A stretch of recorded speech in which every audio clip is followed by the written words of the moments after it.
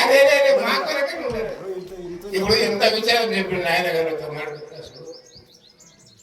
అమ్మని యొక్క ఫస్ట్ కొన్నాడు మీ నక్షమని చెప్పారు నాకు తెలుసు.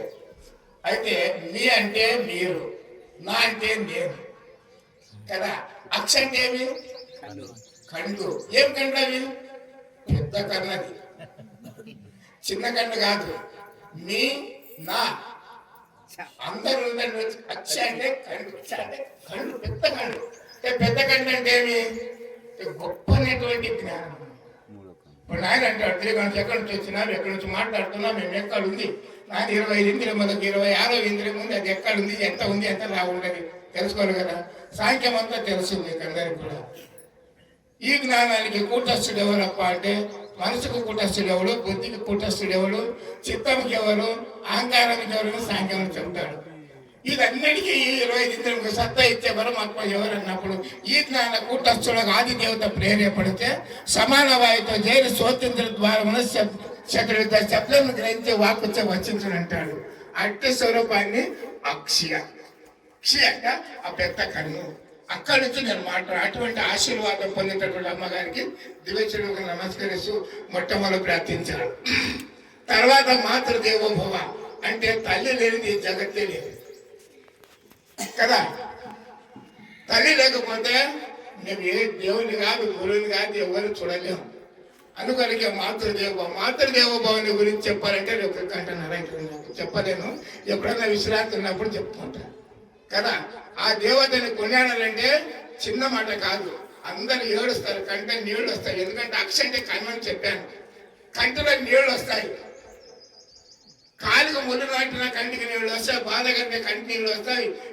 ఎక్కడుంది అంటే ఆడ దొడ్డులో గొప్పలో ఉండదు. అందుకొనకి త్వరలు 9 గల మీరు మరి 2 లోన మరలు 4 ఎర్రది తెల్లది నల్లది కరిది దానాగ్రమంతో కలదో కల్పుల దీర్ఘాన్ని పురుగుండే చోటు అన్నాడు.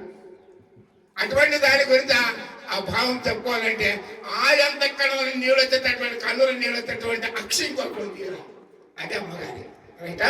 చాలా సంతోషం. నాకేమంటే చెప్పాలి వాళ్ళు ఇస్తారు వచ్చినాడు కాబట్టి చెప్పాల్సి వస్తే తప్పు భావించుకోవద్దండి.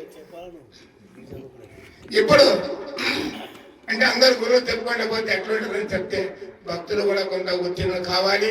అందరూ కూడా మనందరి అందుకు వాక్కు చెప్తారు, అందరికీ కలగాలని చెప్పే తపన. ఓంలాల్ గారు ఎక్కడున్నా వచ్చి 2 మాటలు మాట్లాడాలి. శ్రీ సద్గురు బ్రహ్మ మహారాజుకు జై. గురుర్బ్రహ్మ గురుర్విష్ణు గురుర్దేవో మహేశ్వర గురు సాక్షాత్ పరబ్రహ్మ తస్మై శ్రీ గురవే నమః. శ్రీరాజయోగి గురుర్శిష్యం నిజానంద దీక్షితం గుడిసె నరసింహ యోగి నామాంకితం సద్గురు తం నమామి. సర్వాధ్యక్షులైనటువంటి మా గురుదేవులకు ద్వాదశాష్టాంగ నమస్కారములు తెలియజేస్తూ, అదేవిధంగా మా అమ్మలగన్న అమ్మకు ద్వాదశి నమస్కారంలో ద్వాదశి దండ ప్రణామములు అర్పిస్తూ, అదేవిధంగా వేదిక పైన ఉన్నటువంటి పెద్దలకు నా యొక్క నమస్సుమాంజలు తెలియజేస్తూ, ఇక్కడ అంతఃకరణము త్రికరణముల గురించి ప్రస్తావన వచ్చింది కాబట్టి, త్రికరణములో అంతఃకరణ శుద్ధి కావాలంటే మానవుడు ఫస్ట్ దాటవలసింది అన్నమయ కోశం. అన్నమయ కోశ ఆవరణలోనే ప్రతి మానవుడు చిక్కువన్నాడు. కానీ అన్నమయ, ప్రాణమయ, మనోమయ, విజ్ఞానమయ, ఆనందమయ కోశములు, ఆ ఆనందమయ కోశం గారికి ఎవరు పోలేవు. ఒక అచల సాంప్రదాయకులు త్రికరణ పద్ధతిగా నడిచినట్లు తప్ప మనమందరం ఏముందంటే ధర్మం తెలుసుకొని కూడా అన్నమయ కోశ ఆవరణ దాటలేదు. ఇంతకుముందు మహమ్మద్ స్వామి చెప్పినట్లు పరిశుద్ధమైన అన్నము స్వకష్టార్జితమైన సొంత రెక్కల కష్టంతో సంపాదించుకున్న అన్నం భుజిస్తేనే అన్నమయ కోశ ఆవరణం దాటుతాము. మళ్ళా ఆ అన్నంను సంపాదించాలంటే కూడా చాలా నిజాయితీతోన ఎలిపే పొడి అన్నమైన కూడా స్వకష్టార్జితంతో తిన్నవానికైతేనే ఈ తత్వజ్ఞానం అబ్బుతుంది. మరి తనవునందు మోహభ్రాంతి మనసునందు మాయ భ్రాంతి, వాక్కునందు ప్రపంచ భ్రాంతి. ఈ 3 భ్రాంతులు విడిచిన వానికే అంతఃకరణ పద్ధతి అలవవుతుంది. లేకపోతే కాదు. ఎన్ని మాటలు చెప్పినా కూడా వ్యర్థమే. అచల గురు చరణములు పట్టి అచల సాంప్రదాయానికి వచ్చి మాం గురువులం అయినమని చెప్పుకొని కూడా అన్నమయ కోశ ఆవరణలో పడి వెళ్ళిపోతున్నారు. మరి అన్నమయ కోశం ఆవరణం దాటాలంటే త్రికరణ పద్ధతిగా నడుచుకొని పెద్దల సేవ చేస్తూ సాంఖ్య తారక అమనస్కము లాంటి విషయాలను తెలుసుకొని తనను తాను తెలుసుకొని తరలిపోయే మార్గంకి వచ్చినాం. కాబట్టి ప్రతి ఒక్కరూ పెద్దలను ఆశ్రయించి ఈ గురుబోధ అంటే మనం అనుకున్నంత చిన్న లేదు. మనం తీసుకొని ఇంట్లో కూర్చొని గురువు ఇంట్లోనే మన ఇంట్లోనంటే గురువు బోధ ఎప్పటికీ అవ్వదు. నిత్యం అనుష్ఠానము, సత్సంగము, పెద్దలతో అప్పుడంటే పెద్దల కాలంలో ఫోన్లు ఏం లేవు.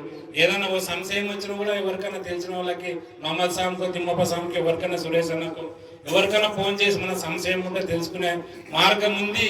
కానీ మనం దానిని పెడచోని పెడుతున్నాం.